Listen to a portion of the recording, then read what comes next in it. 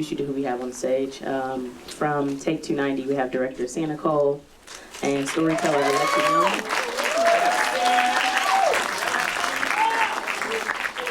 From Team Artista, we have storyteller Lara Sainz and Diane Richardson.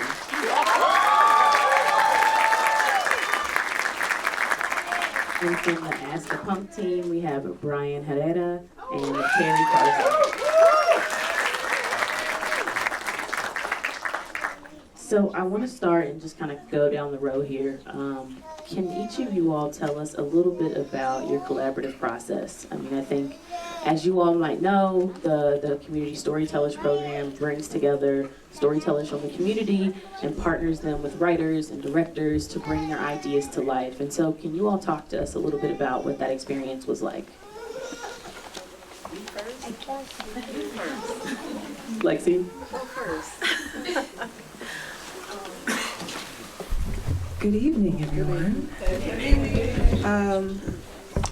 So I would say for my experience with the collaborative process, the first thing is it's just really a beautiful experience to see an idea come to life, first and foremost, but then also being able to kind of find your people organically.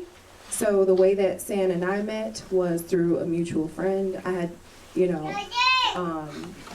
not known her before this project, and I had to trust her with my vision. And not just her, but also every single hand that was a part of the entire process, from styling to lighting to refreshments, and every single hand matters, every single hand.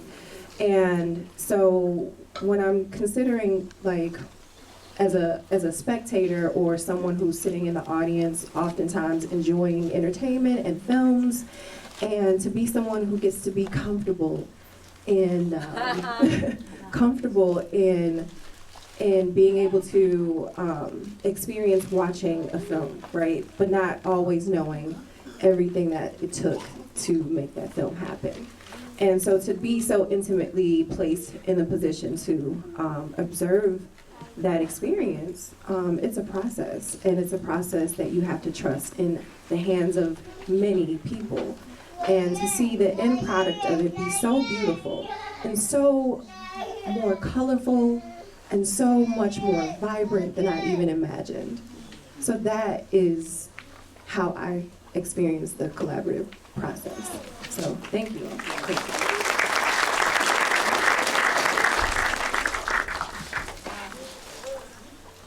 Do I need to turn it on?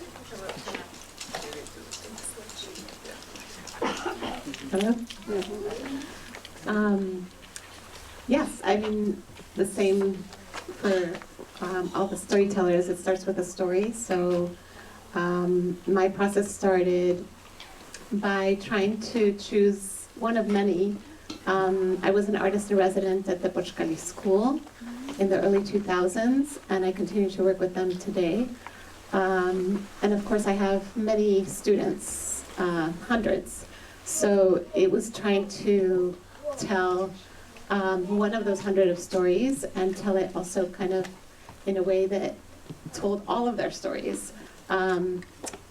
The student body that comes at the Bochkali is mostly comes from Latin America, and they arrive at the door of the school in a new city, a new country, and a totally new education system. And of course, they don't know the language. So it was, the collaborative process started with the screenwriting and trying to see, well, how would we tell one of hundreds of stories, but in a way that kind of told the story of all of those students who've come through this school. And then also, I have a background in dance, so I really wanted to tell the story in an arts integrated way.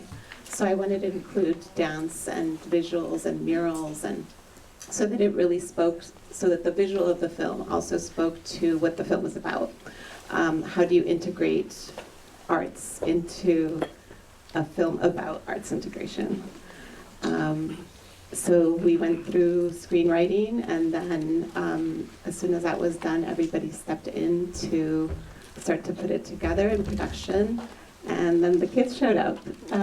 So it was really amazing to work with this group of kids who I worked on choreographies, and I worked on, obviously, with students, and I had to meet the kids the day before and put a lot of the dance pieces you saw.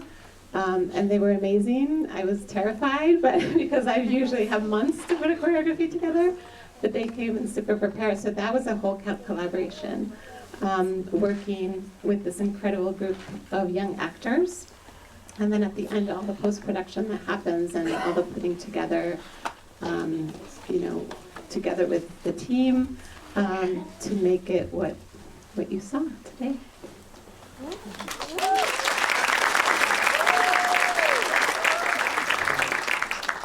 Hi, welcome. Thank you for coming. This is the full house. This is great. I'm just looking at everybody, and it just feels amazing being in front of like how many people right now? 200. A lot of people right now. So this is great. Just the process. It was hard. I feel like from my art, like I'm very like involved from day one to the end. So it felt like at one point I had to let the idea go, like to someone else and to a whole crew. So it felt like a little bit intimidating at first, because I was like, well, it's not gonna look like how I thought of it from the beginning, and maybe I'll hate it, maybe I won't. So it was like very, I felt very just unsure, because it felt like my baby. The whole story felt like my baby. So I think at one point, and not only that, but I felt like I also wanted to really be very intentional about everything, really. I mean, what was in every shot of the, of the video, like I really wanted to be intentional and keep in mind like a lot of things from what my friends wanted to see, what like I grew up with in the scene.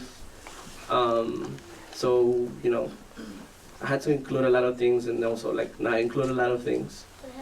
So it felt like, I don't know, it felt like a very different process from what I do.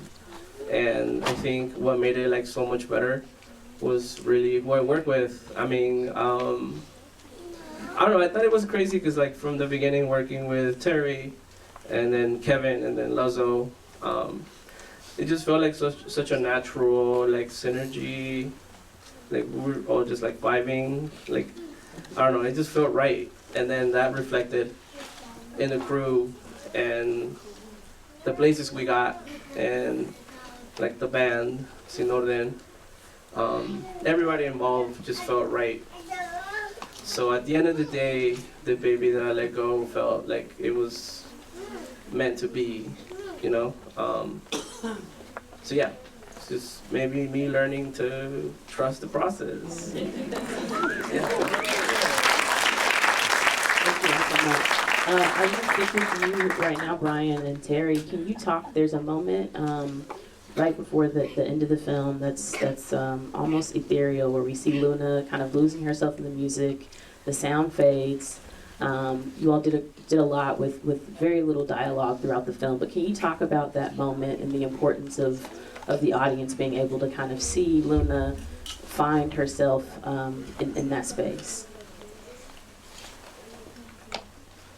Well, film is a visual medium. It's an audiovisual medium. And so when I'm approaching writing something, that's what I'm keeping in mind, right? How can I tell this story with images and sounds, with the sound design?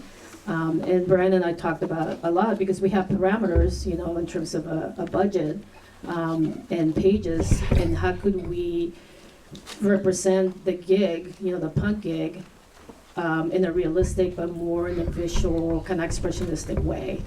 And it had to be done with close-ups and creating movement. I think that the camera crew did a great job doing that. And it was all about her transformation. So we talked about that. That was the point. It was like her transformation into a punk. Yeah. Thank you so much. I want to come back to the Take 290 team, Alexi and Santa Nicole. I'm going to ask the question I think a lot of us are wondering. Was there ever any doubt that there would be an Uncle Remus versus Harold's moment in the film when you're thinking about, you're having this conversation between the South Side and the West Side? So that was a moment where I had to know, were you always going to have that moment in the film, or was that something that just kind of came about in the process? I think that moment is always present in Black Chicago. I mean, real talk. We wanted to make sure that there was a sense of authenticity, and identity is a major part of Chicago, the Black Chicago experience. It's not just about who you are, it's about where you from. And not just what neighborhood, what intersection, what cross streets, who stayed next to you, so what church did you go to? And that is a strong part of the way that we, like my homies here, Johnny, his company is called The Lingo, but it's the Chicago lingo. It's like we had to talk about what chicken you represent, because it's a cultural staple. And not only is it a cultural staple, it's kind of like it marks where you are in the city and how well you know that part of the city. Because you have to know what Harold's to go to. Because you can't go to a mall, is what I heard. And for us, Uncle Remus, it's like that is a West Side stamp. It don't get more West Side than Uncle Remus. Well, then there's the Circle. And then there's all these other landmarks that are near and dear to us, especially because we know that our side of the city, with the West Side, it typically feels a little bit fragmented from the rest of the city. Anytime I've seen film or any kind of Black story from Chicago, it always talks about the South Side. So we wanted to make sure that not only do we pay homage to, South Side cultural staples, but also to say, hey, the West Side is a part of this conversation. So just to hear the banter between our two principal characters, that is the conversation that we have every day. Every day. And a lot of people don't realize how much West Siders spend time on the South Side. And we can go to it through all the history, we got redlining, but now here we are. How do we experience traveling to each side of the city to enjoy the cultural amenities that might be available on the other side? Because unfortunately, the West Side doesn't have the infrastructure. We're redeveloping, I have to say this part, I'm gonna try to keep it short, but in the 1960s, a lot of people don't know that after Dr. King's assassination, the West Side was burning. And we are just now beginning to see development since the 1960s. So when people are driving through the neighborhood, not driving to stop in the neighborhood, they're driving past a lot of empty lots, a lot of empty spaces, and a lot of empty answers. So I feel like we had a chance to touch on a little bit of that, just to stay on the surface, but to keep it real light and fun, we just had to. We just had to talk about Uncle Remus and Harold's. So, big up to Chicago. So exciting! I did want to ask a quick question about the art that we saw. Can you talk about shooting in that space? I mean, we got quick glances, but I mean, it was such a beautiful space to shoot in. It was beautiful art on the walls. How did you decide your framing, where you're going to put people, what they're going to be, kind of what art pieces they're going to be in conversation with? How did that happen for you all? We just went with the flow. Yeah, we just went with the flow. Because the purpose of it was to, what's wrong with this mic, y'all? How y'all doing? No, we just went with the flow. It was really just highlighting African American art. And all of it was dynamic, so I didn't feel the need to switch anything out or change anything. A lot of it talked about some of the problems that we have on those sides, and communicated that art very well. Shout out to the owner of the art gallery. He's here. What's his name? Corey. Corey's here. Corey Williams is here on the west side. But no, I think it was great to have an opportunity to not only celebrate great actors and CJ and Jared, but to also have artists from the west side and south side be able to display their art as well, and be able to have multi-layers of art within one piece of artwork. Thank you so much. Let's go to some questions from our audience. Dialise, this question is for you. How was it as your first film? Like, how was this experience for you? It was great. I mean, I had a lot of fun. I liked expressing myself a lot, especially with acting. Like, it's one of my most passions, and I just love to do it. I love to express myself. I like doing art. I like showing my face on TVs. And what do you think you learned from making this film? I learned a lot. I learned how to not be shy, how to meet new people, how to be polite. I love that. We gotta go to this.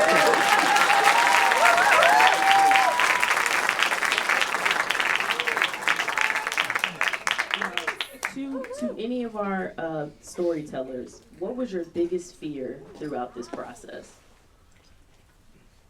It looks like everybody was just confident, no fears. 1 second. I'll speak on my fear. This is gonna sound a very unorthodox answer, but I had so much fun during this process. Like, there are women that I feel very close to now after going through that process. They're friends of mine now. I didn't know these people before the program. But what I will say is, I had such a great time, and because the money was there, the support was there, the care was there, the intention was there. We would be like, so can we get a drone? And they'd be like, yeah. I'd be like, can we get some really good lighting? Of course. Can we get some chicken? They said yes. They virtually said yes to every single thing. And I was like, oh my gosh, I feel so spoiled. But then I hear stories about the real world of film. And that's what I'm afraid of. Getting out of this bubble where everything is just kind of it's a golden ticket. Everything that you want, or within reason, was approved. And I was like, this doesn't happen. So the fear is that when I continue to pursue filmmaking, because y'all converted me now. Okay. Thank you, full spectrum. I'm a filmmaker. The fear is that when I embark on that process to learn more and grow more, reality's gonna hit. It's not a program anymore. So that is the fear of what the real world of filmmaking is all about. Shout out to Full Spectrum for this amazing opportunity. I agree with Alexia. It's a huge gift. This was such a big gift to be able to make this, and to be able to have such support and everyone just behind you. And like I said in the intro film of seeing this idea that you were carrying around with you in your head, and then suddenly seeing it come to life, and just all the magic that happens I think, Full Spectrum makes films all year, and I don't know if it ever gets old, but coming into this for the first time and just seeing the school I had worked with for many years suddenly being full of cameras and on set, and it was amazing. And I think just the only fear I had, because I felt so supported, was this film was not about me, it was about my community. So my fear was like, I really wanted to be right. I wanted to represent my community the best way possible. My students and the teachers and the artists who work in CPS schools and like do the real magic.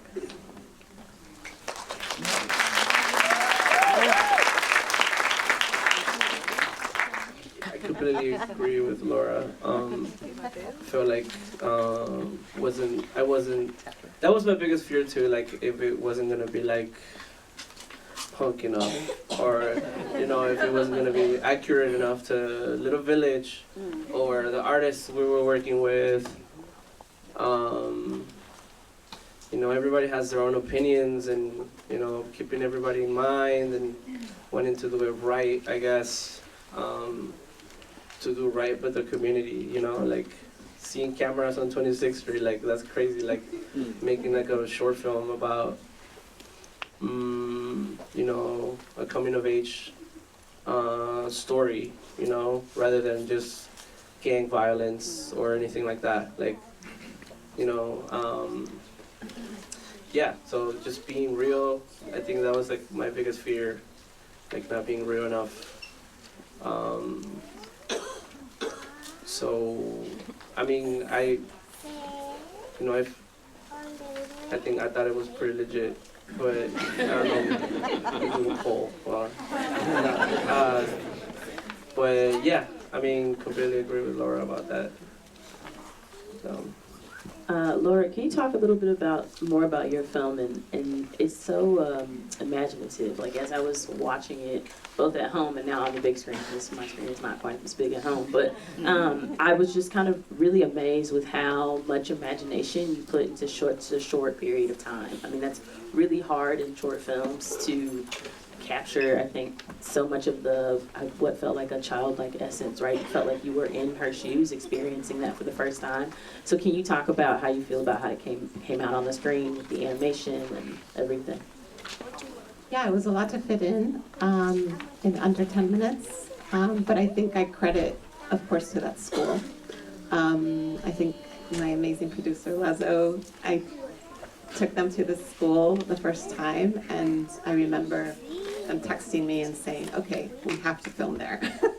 Like, there's no other school. So it's also a very special place, and I think that's what where this story took place. So it was also a huge gift to be able to film there, because sometimes the location where the story is placed, or in this case the school, might not be available, or they might not let you film there. So I knew that it needed to happen there, and of course the community of this school had my back, and the principal opened the doors, and we got the permits we needed. So the magic of all that color and murals is really the students. All those murals are made by students. William Estrada, who's a teaching artist there, has also been there for over 20 years. I actually asked him to be in the film, but he's so busy that he wasn't able to do it. So it's really the magic of all the art that's been made over those now almost 30 years in that school. And then, of course, these kids, brought it to life, and then the animators did an amazing job in moving the murals, animating Dayelisa's breath, and so really kind of adding movement to it, as well as the physical movement, the dance part, which these kids did an amazing job. Yeah. Alexi, can you talk about your choice to have art and the practice of art be at the center of telling the story? Yes, so I've been painting for about 10 years. And, you know, just being someone who was trying to find their way as an artist in Chicago, I also felt like like whoever you decide to be, whatever your identity is at that particular time, whatever it is that you want to practice or that you are curious about, like oftentimes you'll step into a space where other people are curious about the same things. And so what it means to be a Black woman artist on the West Side, like where would I find my community? And I found it also, you know, on the West Side and across the entire city, you know, because once you start to connect with people who are interested in the same things that you're interested in, then you'll start to develop a real like sense of culture for that group of people. So it's like the art culture of Chicago means so many things. Art can mean, you know, filmmaking, it can be photography, DJing, graphic designing, architecture. And it's so interesting how like the art world overlaps with so many other worlds.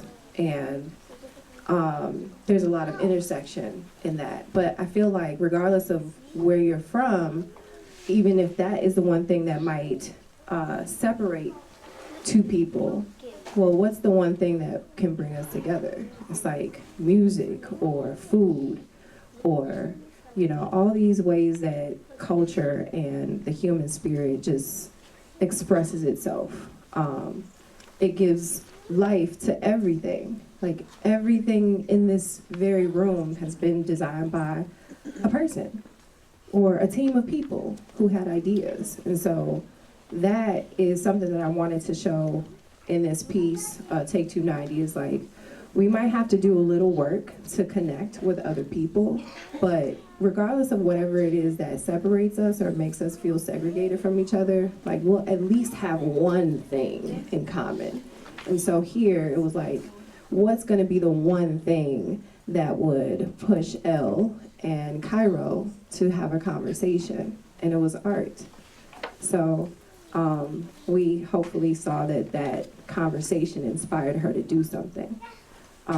So that is the reason why art is the epicenter of the story, because it's the center of my world, and it's the center of all of our worlds, even if we don't acknowledge it.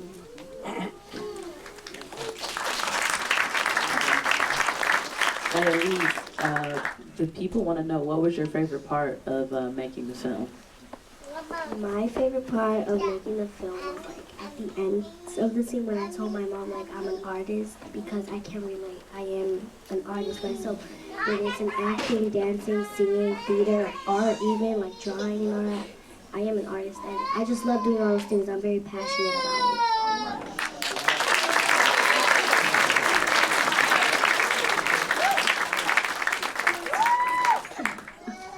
Yeah, if anybody needs to cast, I think she might be available. So just get her information at the end.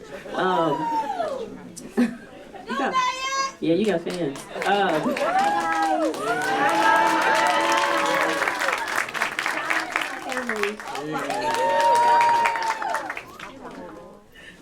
Shout out to the family.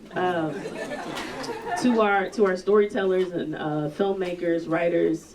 If budget and time were not limited, what more would you have done with your film?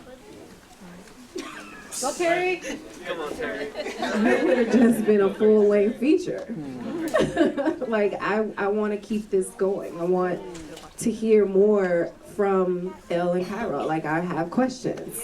Like, did some of y'all have questions? Yeah, because I was like really peeping the chemistry. And I was just like, so you gonna call them, or y'all want to set up a business meeting, or find a reason, girl, just find a reason. So yeah, I would have kept going for sure. Probably the same, yeah, made it longer. And Also, it was just such a little glimpse at what arts integration really is. And so, you know, we tried to compare these two spaces and ways of learning. So the first was kind of the traditional learning most of us had. And then the other one was the same exact lesson about maps and geography, but infused through arts. So I think, you know, if it could have been longer and also a feature, then it could have been getting into kind of the intricacy of that. How does that work? And then probably just more dance numbers. I just want to say to the storytellers how lucky you are. I've been making films for 30 years, and I have no money, and I've never had any money, so I've had to do everything myself and teach myself how to do everything from, you know, sound design to titles. And you're very, very lucky to work with. I saw the crew. I was on set for a day, and how amazing it was, you know, to just have these people working so hard for these films. But, you know, our first draft was around maybe 13, 14 pages, and little by little I just started cutting things. Thanks, Lasso and Chile. But I was pleasantly surprised at one scene that they cut, because I thought it was really showed the place where Luna was at, was that quick shot of her seeing her reflection on the quinceañera dress. And they told us no, and I thought that was like an important visual to center us right into this journey that Luna was going in. So that was really cool that you got that. So they said no to me, but yes to the director. So yeah, well, we would have shot it on film, that's for sure. Yeah.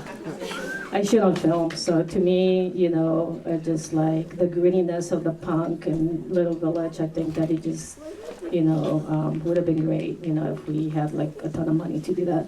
Yeah, for the look of it.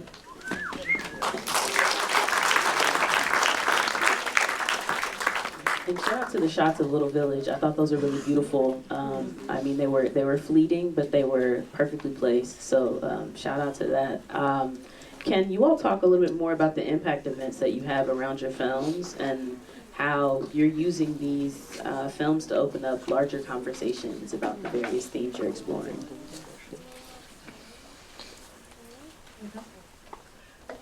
So in 2 weeks, on November 16th, my film will be shown as part of Cariño Film Festival, happening at the Open Center for the Arts in Little Village. So I'm really honored to be part of that festival, because technically it's a youth festival and I'm not so young anymore. But it is about youth, and so we will also have an art making event for kids where they can create their own map, and we'll have tamales and cafe and champurrado.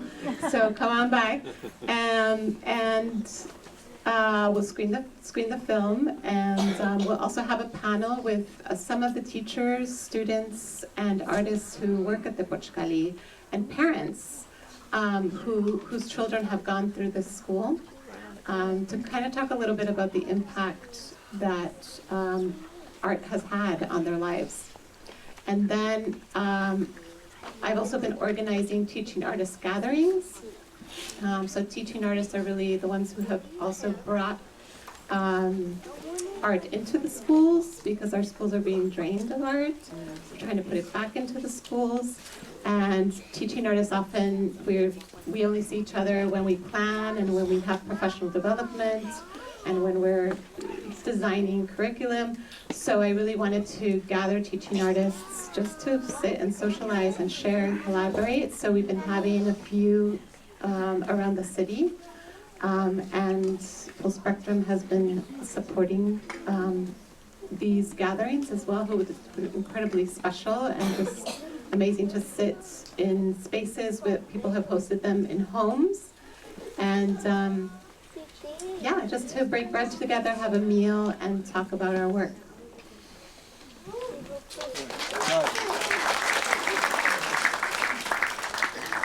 share a little bit more about the impact events that you have around your film and what you're hoping, like what conversations start from the themes that you're exploring in the work. Awesome, thank you. So I founded Art West, which is at the time just an excuse to throw like some really dope events. And I went to the South Side and I saw the Bronzeville Trolley Tours, and I was like, how do we do that on the West Side? And we did. Like, we found some really incredible art spaces. 345 Art Gallery was one of the spaces, and then we had several other locations. And that was the birth of Art West. And so we started building community around people who love arts and culture and everything in between. Got really ambitious and started looking for a space. Got a gallery. Had no idea what I was doing, but I tried. Ran that space for 2 years. It was extremely impactful. People really, really enjoyed having us available in the community. We became an asset, specifically in the North Lawndale community, because North Lawndale currently just doesn't have an art space that's open to the public that, you know, was something that we were able to kind of fit into that niche. And after we had to close, I was kind of lost and devastated for at least a year. Didn't know that I was grieving. Didn't even know you could grieve a space. Didn't know that I could grieve creating space and opportunity for people to gather and be together. Didn't know that I was missing that. So it took a year to figure out, well, what am I gonna do next? Who am I now that I don't have a space anymore? And I would say within the time that I applied for the Community Storytellers program and up till now, the very first public activation, we just had that in October. That was the first time Art West was able to do something in a physical space since I can't even remember the last time, because I was so lost for a long time. Didn't even know that I would continue using Art West as a brand or a vehicle to make space for the fact that the West Side needs more love, and we need more amenities. We need more cultural spaces, not just the grocery store. That is important, but also like what's going to keep people in the neighborhood? What's going to keep millennials from moving elsewhere and becoming stakeholders somewhere else, or homeowners somewhere else? What's going to keep people connected to the community if it's not arts and movement and music and people? So the impact event that we had in October was pretty much, how do we bring West Side people and South Side people in the same room to have the conversation that we have all the time? So we curated that experience. It was really incredible, and we had a chance to support a local coffee shop that was brand new, had just opened like a few days prior to our event. People didn't even know where they were coming to. They was like, so it's an empty lot on the Google Maps, so what are we going to? But, you know, they would be pleasantly surprised that they showed up to a brand new coffee shop that's Black owned on 16th Street, which is a very iconic street in Chicago. Dr. King used to live on 16th Street in Hamlet in the 1960s. A lot of people don't know that.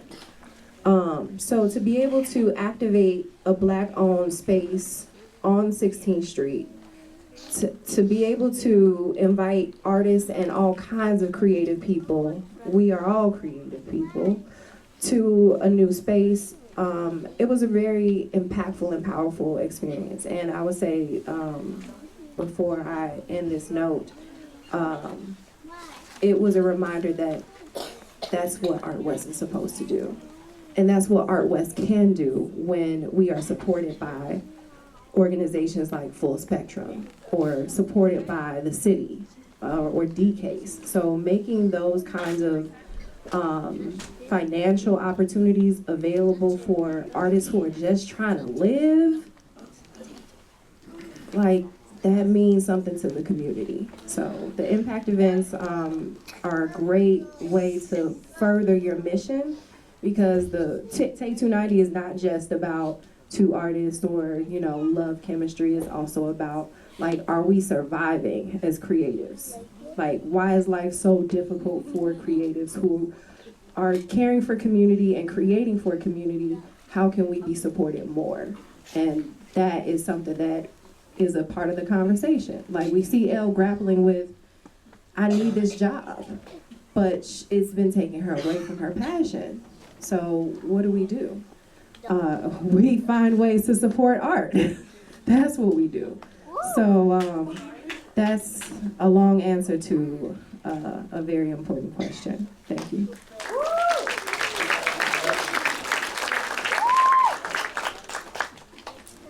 Yeah, once again, like, super privileged to have this sort of resource, like, with full spectrum.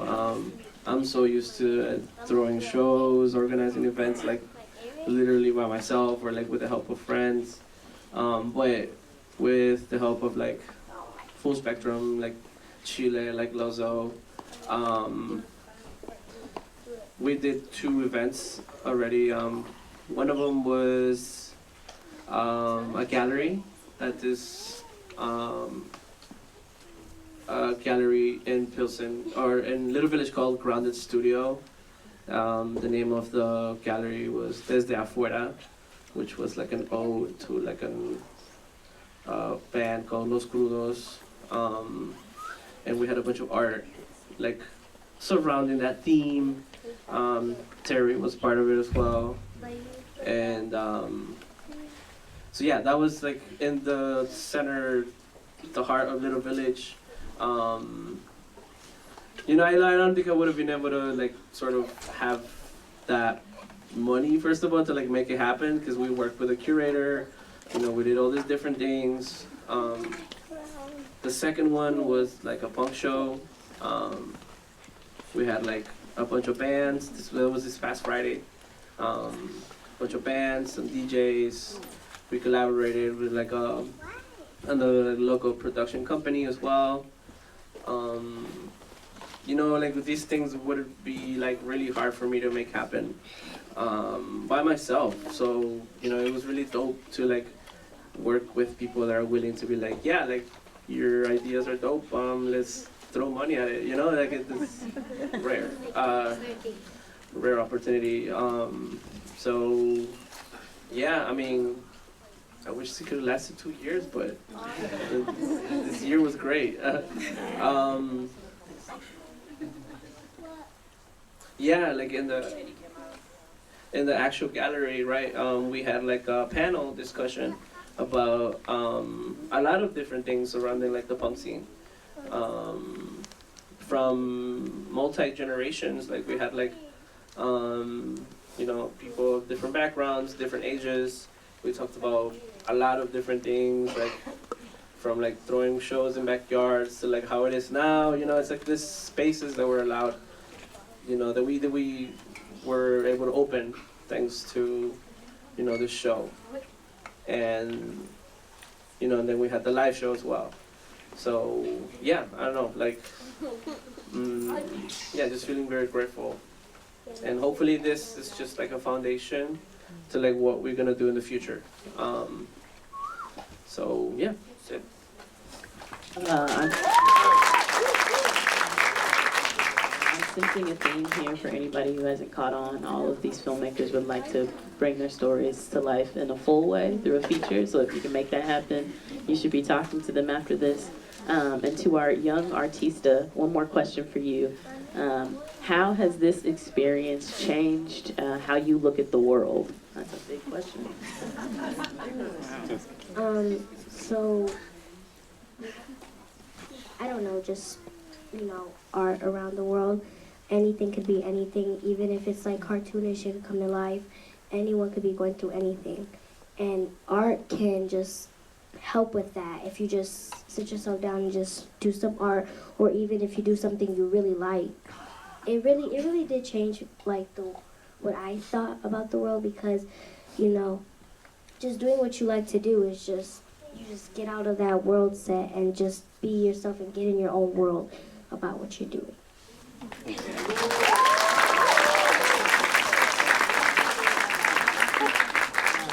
we have about 5 more minutes, and this last question I've saved because it's the most popular question, and I think I think you all are gonna have a little bit to say. So, what's one thing that you still have left to say that wasn't able to make it into the film?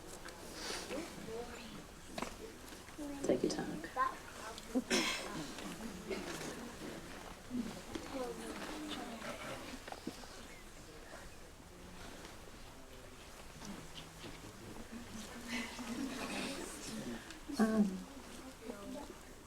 I'll try this one.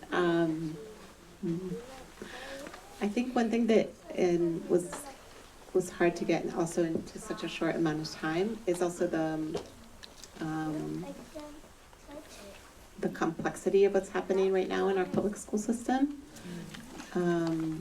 So, I didn't want it just to be, of course, a child finding art and all is well. But how also we use art as a way to resist, as a way to improve our education system. So yeah, I think that was missing. It was also a little bit, suggested in the character and her, confronting this huge new world and the reality of immigrant children, which we tend to forget, especially this year, if there are any CPS teachers in the audience.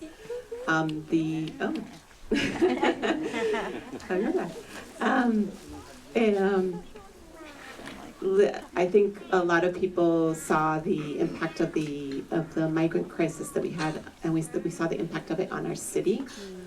But I think what little people know is that the biggest impact was in the schools. Teachers took an enormous job to welcome hundreds of children into the schools, and it was really hard. I was lucky enough to be bilingual and to be able to, step up to the job and be like, I was made for this. I can help. I can help these children through this process, and then bring art into it.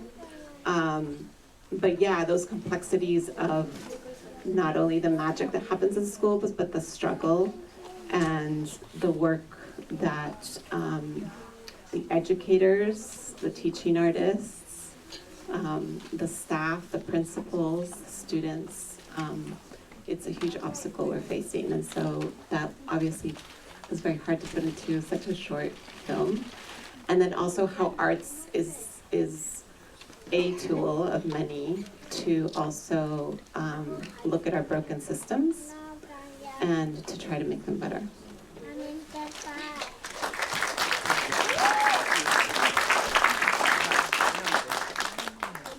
Just go real quick. I think maybe we could have dove a little deeper into Little Village itself and show a little more history of like punk in specifically the South Side.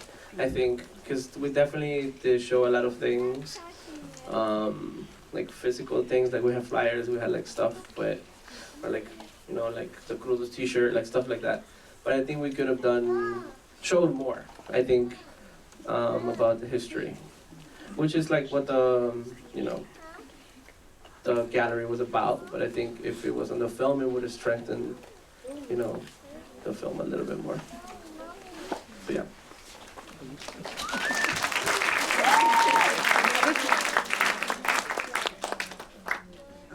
I would say, I think that we did a really great job with kind of filling in the visual context of like each side of town in the credits, because that's something that I probably, if I could change, I would go back to figure out some way to allow both Elle and Cairo to be able to kind of like visit each other's side of town and don't know if you've seen love films where they, you know, go to a hot dog stand after like a wild night at the club or something. And like, I would have wanted to see something like that. Like reasons to take a tour through a neighborhood that isn't always romanticized, but we do see them going on this walk in this very luscious like nightscape on the sidewalk, and it's like, hello, that's the West Side, we do got grass. But I would have wanted to see more of the city as a backdrop. So we got really clever and had an extremely talented photographer, Ken Cook, who is from the West Side. He, you know, took on the task of going to photograph 10 spaces on the South Side and the West Side. So the credits were, you know, some of the photo stock from that collection. And I thought they were really beautiful, nostalgic, like timeless black and white photos of Black Chicago. And I would have wanted to see a little bit more of her in there.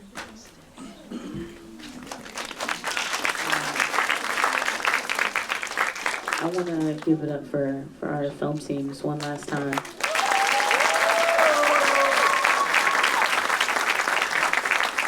Congratulations to all of you all. This was an amazing experience. Please pull these folks to the side, ask them how you can screen their work. she said, let me not ask the storytellers how you can screen their work. And we hope to see more of this in the future, so thank y'all so much.